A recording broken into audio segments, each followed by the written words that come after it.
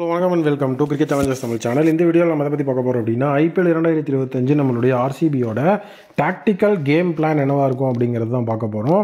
So tactical game plan அப்படிங்கிறது கண்டிப்பாக ஆர்சிபிக்கு ரொம்ப முக்கியம். ஏன்னா பேட்டிங் பவுலிங்னு ரெண்டையுமே வந்துட்டு மிகப்பெரிய லெவலில் பிரித்து தான் இந்த இடத்துல இந்த கேம் பிளான் அப்படிங்கிற விஷயத்தையும் நான் கொண்டு வந்திருக்கேன். ஸோ ஃபர்ஸ்ட் ஆஃப் ஆல் வந்து பார்த்தீங்கன்னா, டாக்டிக்கல் கேம் பிளான் அப்படிங்கிறது எஃபெக்டிவாக ஒர்க் ஆகும் அப்படின்னா கண்டிப்பாக டீம் பிளே ஆஃப்ஸுக்கு வந்து ஈஸியாக போயிடுவாங்க. ஸோ அதனால் ஆர்சிபி அவங்களுடைய டாக்டிக்கல் கேம் பிளானில் வந்து எஃபிஷியண்ட்டாக இருக்கணும்.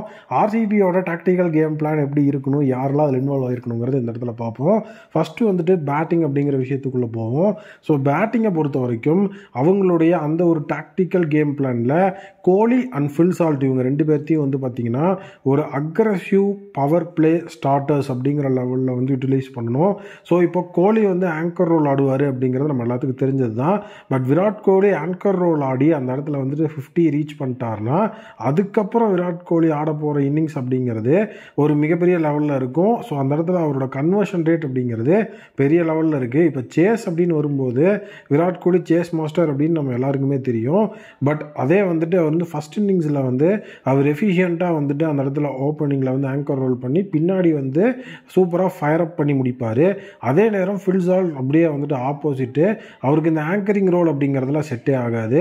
எடுத்தோடனே பால் ஒன்லேருந்து அட்டாக் பண்ணி அந்த இடத்துல பவர் பிளேயர் ஸ்கோரை மேக்ஸிமைஸ் பண்ணிட்டு கிளம்பணும் அப்படிங்கிற மாதிரி தான் ஃபில் சால்ட் இருப்பார். ஸோ அதனால் இவங்க ரெண்டு பேரும் காம்பினேஷனாக வரதுனால ஸோ ஆர்சிபிக்கு அந்த ஓப்பனிங்கில் வந்து பவர் பிளேவை எஃபெக்டிவாக யூஸ் பண்ணுறதுக்கு கண்டிப்பாக வந்து ப்ராப்ளம்ஸ் இருக்காது. ஏன்னா ஒருத்தர் ரோல் ஆங்கர் பண்ணிட்டு இன்னொருத்தர் ஹிட் பண்ணும்போது பவர் பிளேயில் நம்ம கணிசமாக ரன் வரும். அதே நேரம் வந்து பார்த்திங்க அப்படின்னா விக்கெட்ஸ் விடாமல் பார்ட்னர்ஷிப்பையும் பில்ட் பண்ணிகிட்டு இருக்கலாம். ஸோ அதனால் பவர் பிளே ஸ்டார்ட் அப்படிங்கிறத வந்துட்டு எஃபெக்டிவாக பிடிச்சிக்கணும். ஸோ கரெக்டாக அதுக்கான ஒர்க் பண்ணி விராட் கோலி அதுக்கப்புறம் வந்துட்டு ஃபில் சால்ட் செயல்பட்டாங்கன்னா ஓப்பனிங் அண்ட் பவர் பிளே இப்போ செட் ஆயிரும். நெக்ஸ்ட் வந்துட்டு மிடில் ஓவர்ஸ்.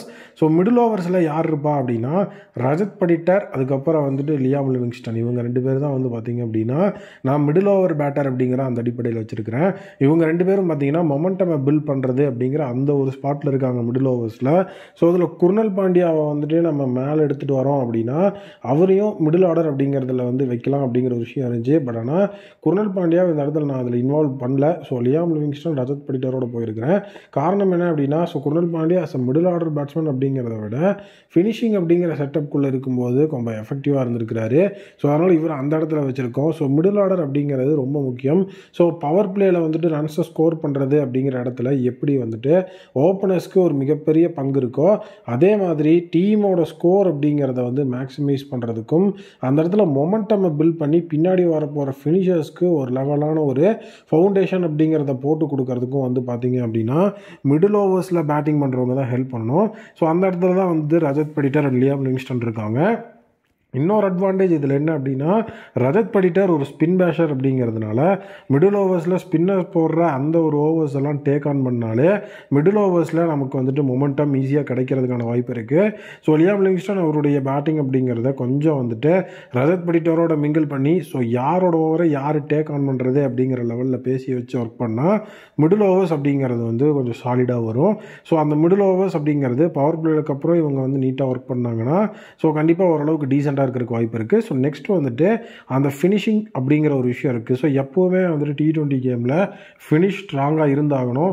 அப்போது பவர் பிளேயில் வந்துட்டு ரன்ஸ் வருதோ இல்லையோ மிடில் ஓவர்ஸில் வந்துட்டு அவங்களுடைய சைடில் மொமெண்டம் பில்ட் பண்ணுறாங்களோ இல்லையோ ஸோ நீங்கள் ஃபஸ்ட் இன்னிங்ஸாக இருந்தாலும் சரி செகண்ட் இன்னிங்ஸாக இருந்தாலும் சரி ஃபினிஷர்ஸ் மேலே எப்போவுமே ஒரு கண் இருந்துகிட்டே தான் இருக்கும்.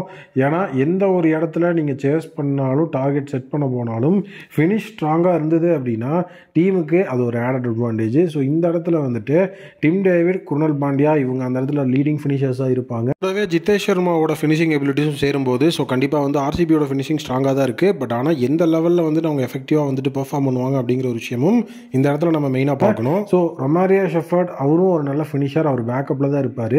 பிரைமரி சைடில் டிம் டேவிட் அதுக்கப்புறம் நம்மளுடைய குர்னல் பாண்டியா ஸோ அந்த ஒரு இடத்துல ஃபினிஷிங் அப்படிங்கிற அந்த ஒரு ரோலில் இருக்கிறதுக்கு வாய்ப்பு இருக்குது. ஸோ ஃபினிஷை வந்துட்டு பார்த்திங்கன்னா ரொம்ப ஸ்ட்ராங்காக கொடுக்கணும் அப்படிங்கிற ஒரு விஷயத்தில் இருக்கிறாங்க. ஸோ இதில் இப்போ ரீசன்ட் ஃபார்ம் அப்படின்னு பார்க்கும்போது டிம் டேவிட் ரொம்ப வந்துட்டு சூப்பரான ஃபார்மில் இருக்கிறார், அதனால் பிரச்சனை இல்லை. ஸோ அதே மாதிரி ஒரு அருமையான பெர்ஃபார்மன்ஸை குருணால் பாண்டியாவும் கொடுத்தாருன்னா பேட்டிங் அப்படிங்கிறது ஸ்ட்ராங் ஆயிரும். பவுலிங் பக்கம் போகும்போது ஸோ உங்கள் சைடில் வந்துட்டு பவர் பிளே, ஸோ கண்டிப்பாக வந்துட்டு ரொம்ப நீட்டாக நம்ம ஒர்க் பண்ணி ஆகணும். ஸோ பவர் பிளேயில் வந்துட்டு அருமையான பிளேயர் நம்ம வாங்கியிருக்கோம். ஸோ புவி வந்து பார்த்தீங்கன்னா பவர் பிளேயில் ஏர்லியான விக்கெட் ஸ்ட்ரைக் பண்ணக்கூடிய பவுலர். அவர் கூட வந்துட்டு பேரை பார்க்க போகிறது யார் அப்படிங்கிற ஒரு விஷயம் இருக்குது. ஸோ இப்போ ஜாஸ் ஹேசல்வுட் வந்து கண்டிப்பாக பவர் பிளேயில் போடுவார். பட் அவர் ஃபிட்டாக இருப்பாரா இருக்க மாட்டாரா அப்படிங்கிற ஒரு மிகப்பெரிய கேள்விக்குறி இந்த இடத்துல இருக்குது. ஜாஸ் ஹேசல்வுட் ஃபிட்டாக இருந்தார் அப்படிங்கிற பட்சத்தில் ஜாஸ் ஹேசல்வுட் அதுக்கப்புறம் யாஸ் தயால் இவங்க 3 பேரும் சேர்ந்து அந்த இடத்துல பவர் பிளே அப்படிங்கிற அந்த ஒரு இடத்துல ஓவர் மாற்றலாம். ஸோ ஜாஸ் ஹேசல்வுட் ஃபிட்டாக இல்லை அப்படிங்கிற பட்சத்தில் நம்ம வந்து பிளான் பி அப்படிங்கிற விஷயத்துக்குள்ளே போகணும். ஸோ பவர் பிளேயில் வந்துட்டு கண்டிப்பாக புவி தான் வந்து பவர் பிளேவை லீட் பண்ணுவார். அதனால் ஹைலைட் நேம் நம்ம வந்து இந்த இடத்துல புவியை சொன்னாலும் ஹேசல்வுட் யாஸ் தயாலும் ஓரளவுக்கு சப்போர்ட் கொடுத்தாதான் பவர் பிளேயில் ரன்ஸ் அப்படிங்கிறத கண்ட்ரோல் பண்ண முடியும். நெக்ஸ்ட்டு தான் நமக்கு க்ரூஷியலான விஷயம் மிடில் ஓவர்ஸ். ஸோ மிடில் ஓவர்ஸில் வந்து பார்த்தீங்க அப்படின்னா பெரிய லெவலில் வந்து எக்ஸ்பீரியன்ஸ் பிளேயரே இல்லை. ஸோ அது இந்த இடத்துல ஒரு நெகட்டிவ் ஷேடாக இருந்தாலும் அதை எப்படி பாசிட்டிவ் ஒரு இம்பாக்டாக அந்த ஒரு ஆஸ்பெக்டுக்குள்ளே கொண்டு வரோம் அப்படிங்கிறது தான் முக்கியம். ஏன்னா இப்போ மிடில் ஓவர்ஸ் அப்படின்னு நீங்கள் எடுத்து வச்சு பார்த்தீங்க அப்படின்னா குருணால் பாண்டியா, சுயாஷ் சர்மா, லியாம் லிவிங்ஸ்டன் இவங்க தான் பார்த்தீங்கன்னா மிடில் ஓவர்ஸில் ப்ரெஷரை க்ரியேட் பண்ணணும் அப்படிங்கிற சுச்சுவேஷனில் இருக்கிறாங்க. ஸோ அப்படி இருக்கும்போது ஸோ கண்டிப்பாக எப்படி வந்துட்டு நம்ம இருக்கோம் அப்படிங்கிற ஒரு விஷயத்தில் நம்ம எண்டை பார்க்குறோம். ஏன்னா ஸ்பின்னர்ஸ் அப்படிங்கிற லெவலில் வந்துட்டு நமக்கு வந்து இவர் வந்து ஒரு லீட் பேசராக புவி இருந்த மாதிரி ஒரு லீட் ஸ்பின்னராக யாருமே இல்லையோ. ஸோ அந்த இடத்துல ஒரு சின்ன எட்ஜை நம்ம மிஸ் பண்ணிட்டோமோ அப்படிங்கிற மாதிரி தான் ஒரு விஷயம் வந்துட்டு எனக்கு தோணிகிட்டே இருக்குது. ஸோ மிடில் ஓவர்ஸில் ப்ரெஷர் அப்ளை பண்ணுறது அப்படிங்கிறதுல ஆர்சிபிக்கே கண்டிப்பாக இந்த சீசன் கொஞ்சம் ப்ரெஷராக தான் இருக்கும்னு நான் நினைக்கிறேன். அந்த ஆஸ்பெக்டை வந்துட்டு எஃபெக்டிவாக கடந்து வந்துட்டோம் அப்படின்னா ஸோ கண்டிப்பாக வந்துட்டு நமக்கு ஓரளவுக்கு டீசெண்டான விஷயம் இருக்குது. ஸோ இந்த விஷயம் வந்துட்டு எல்லா மேட்ச்லேயும் நம்ம ஓரளவுக்கு டீசெண்டாக வந்துட முடியாது. ஒரு சில மேட்ச்சில் மிடில் ஓவர்ஸில் அடி விழுகிறதுக்கு வாய்ப்பு இருக்குது. ஏன்னா அடி விழுந்தால் தான் அந்த இடத்துல நம்ம கற்றுக்க முடியும். ஸோ அந்த அடி வாங்குறத வச்சு தான் அடுத்தடுத்து என்ன அப்படிங்கிறத நோக்கி நம்ம வந்து போக முடியும். ஸோ இந்த மிடில் ஓவர்ஸ் அப்படிங்கிறது ரொம்ப இம்பார்ட்டண்ட்டு. ஏன்னா ஒரு சிலர் வந்துட்டு பார்த்தீங்கன்னா ஒரு சிலர் மட்டும் கிடையாது, நீங்கள் எந்த டீமுக்கு எகென்ஸ்டாக போனாலும் மிடில் ஓவர்ஸில் வந்துட்டு ரன்ஸ் அப்படிங்கிற அந்த விஷயத்தை வந்து ஆன்போர்டில் இருக்கும்போது கண்ட்ரோல் பண்ணி ஆட் ஆனில் ப்ரெஷர் போடல அப்படின்னா டக்குன்னு வந்து ஸ்கோர் கார்டில் வந்துட்டு ஸ்கோர் ஏறிட்டே இருக்குங்கிற விஷயம் இருக்குது. ஸோ அதை நம்ம எஃபெக்டிவாக பார்த்துக்கணும். ஸோ அடுத்தது தான் வந்து டெத் ஓவர்ஸு. ஸோ டெத் ஓவர்ஸை பொறுத்த வரைக்கும் ஸோ கண்டிப்பாக ஆர்சிபியோட டெத் ஓவர்ஸ் அப்படிங்கிற இடத்துல வந்து பார்த்தீங்கன்னா ஸோ ஜாஸ் ஹேசல்வுட் இருப்பார். அதே நேரம் ஓவர்சீஸில் வந்துட்டு துஷாரா இப்போ ஒரு ஆடட் அட்வான்டேஜாக இருப்பார். ஏன்னா ஜாஸ் ஹேசல்வுட் இருந்தார் அப்படின்னா ஸோ கண்டிப்பாக அவரை சுற்றி டெத் ஓவர் இருக்கும். சப்போஸ் ஜாஸ் ஹேசல்வுட் இல்லை அப்படின்னா நம்ம துஷாரா உள்ளே கொண்டு வரணும். ராசிக் சலாம்தார் அப்படின்னு ஒருத்தர் இருக்கிறார், ஸோ நம்மளுடைய தானே தலைவன். ஸோ அவர் வந்து பார்த்தீங்க அப்படின்னா டெல்லி கேபிட்டல்ஸ்க்கு ஒரு இம்பாக்டாக இருந்து ஸோ அந்த இடத்துல டெத் ஓவர்ஸ் அப்படிங்கிறத பார்த்துக்கிட்ட ஒரு பிளேயர் தான் ராசிக் சலாம்தார். ஸோ அதனால் அவரை வந்துட்டு பிரைமரி டெத்தில் கூட நம்ம வச்சு நம்ம வந்து எஃபெக்டிவாக இருக்கலாம். ப்ளஸ் புவியும் நமக்கு வந்து ஓரளவுக்கு டீசெண்டாக வந்துட்டு டெத் ஓவர்ஸ்லேயும் சப்போர்ட் பண்ணி கொடுப்பாரு, இல்லைன்னு சொல்லலை. பட் ராசிக் சலாம்தார் அதுக்கப்புறம் வந்துட்டு நம்மளுடைய சைடில் எந்த ஓவர்சீஸ் சைட்லேருந்து நம்ம சப்போர்ட் வாங்குறோமோ ஸோ அது இன்னுமே ரொம்ப எஃபெக்டிவாக இருக்கும்னு நான் நினைக்கிறேன். ஸோ கண்டிப்பாக இந்த டாக்டிக்கல் கேம் பிளான் அப்படிங்கிறது ஆர்சிபிக்கு உண்மையிலே வந்துட்டு ரொம்ப வந்துட்டு நீட்டாக இருக்கும் அப்படின்னு தான் வந்துட்டு நான் ஃபீல் பண்ணுறேன். ஸோ உங்களுடைய ஒப்பீனியனில் நீங்கள் ஐபிஎல் 2025 ஆர்சிபியோட டெத் பவுலராக யார் இருக்கலாம் அப்படிங்கிறத கமெண்ட்டில் சொல்லுங்கள். ஸோ மிடில் ஓவர்ஸில் வந்துட்டு இந்த ஒரு ஸ்பின் அட்டாக்கை வச்சு எல்லா டீமுக்கு அகேன்ஸ்டும் டீசெண்டாகவும் ஒரு பர்ஃபார்மன்ஸை கொடுத்துடலாமா அப்படின்னு சொல்லுங்கள். மீண்டும் ஒரு புதிய வீடியோ மீட் பண்ணுறேன். Thank you, take care and bye bye.